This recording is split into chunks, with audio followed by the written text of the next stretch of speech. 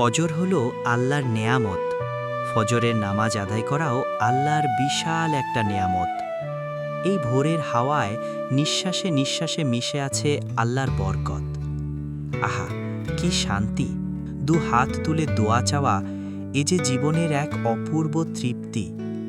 পাখিদের ডাক, ভোরের নরম আলো, সব কিছুতেই মনে হয় যেন আল্লাহর ভালোবাসা মাখানো।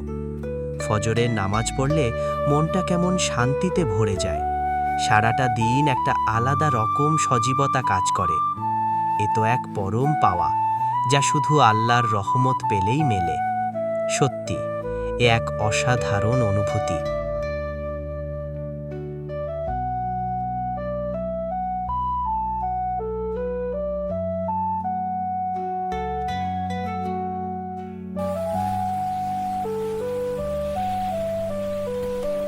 আল্লাহ রাব্বুল আলামিন আমাদের জন্য দিনে রাইতে ৫ ওয়াক্ত নামাজ ফরজ কইরা দিছেন।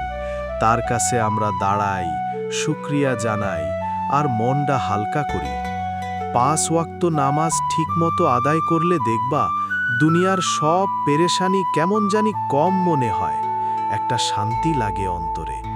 আমরা তো তারই গোলাম, তাইলে তার হুকুম মানাটা তো আমাদেরই জন্য ভালো, তাই না? প্রত্যেকটা মুসলিম ভাই বোনের উচিত এই নামাজ কায়েম করা, দিল দিয়া আল্লাহর ইবাদত করা, আল্লাহর কাছে চাইতে পারা। এর থেকে বড় পাওয়া আর কি আছে কও?